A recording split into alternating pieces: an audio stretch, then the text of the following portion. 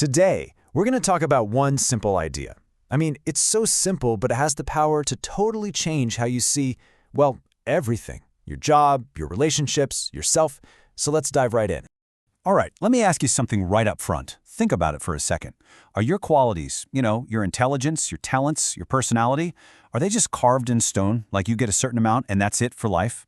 It sounds like a simple question, right? But believe me, how you answer it, that changes absolutely everything. So that core belief we were just talking about, it actually has a name. It's called your mindset. This whole idea comes from the incredible research of a Stanford psychologist named Carol Dweck. And what she found is, wow.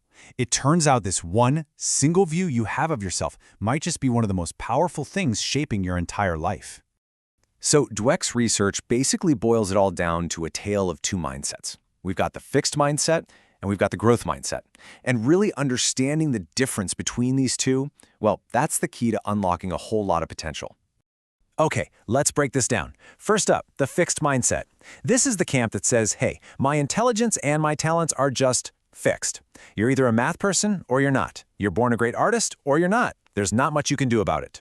But then you've got the growth mindset. And this is totally different.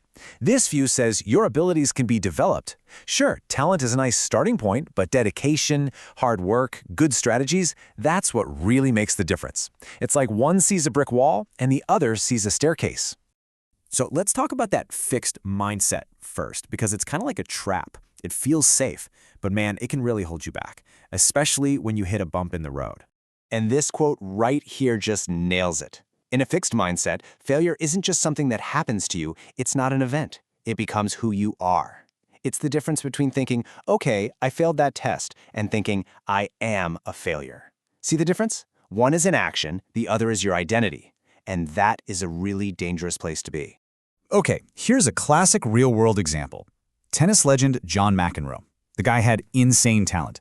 But in the 1984 French Open final, he was up 2 sets, cruising, and then he just collapses, loses the whole thing. And afterwards, what does he blame?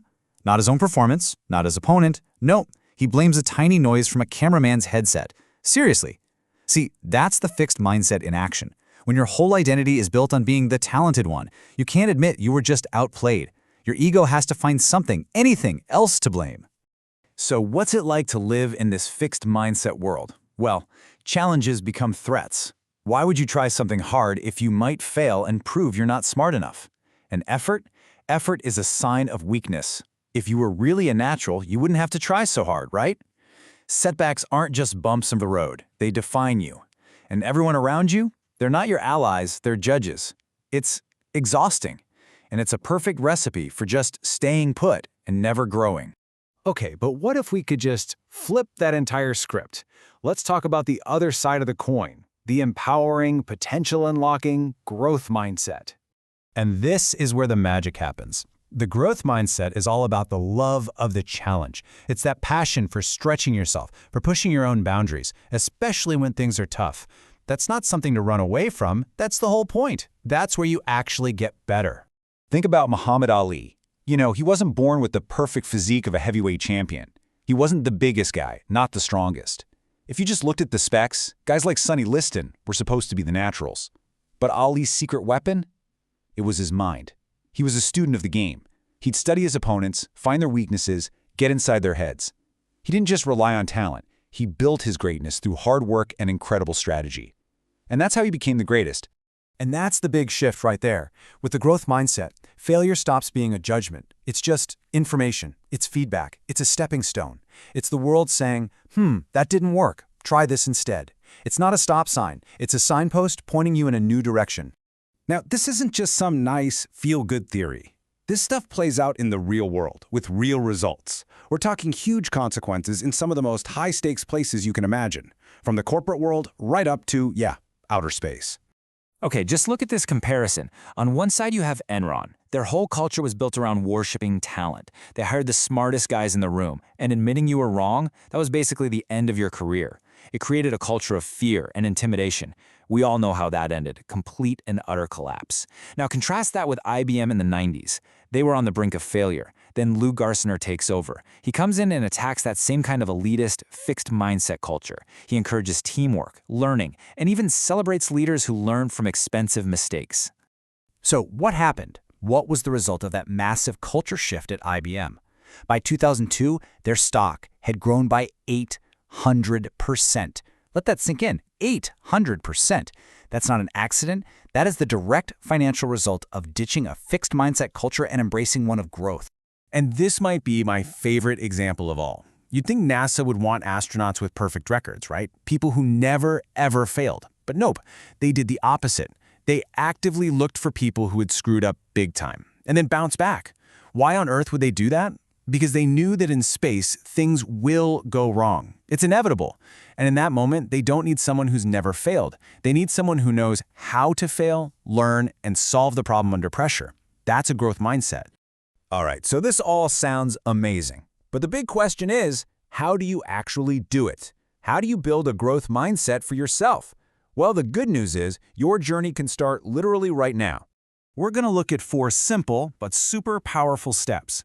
It's about changing how you see challenges. It's about focusing on the process, not just the final score. It's about treating failure like it's just useful feedback. And it involves one tiny word that can change everything.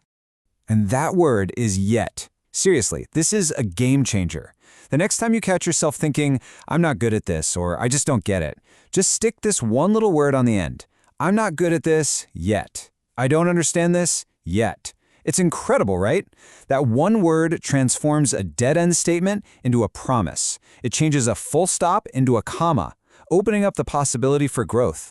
And if you don't believe me, look at the science.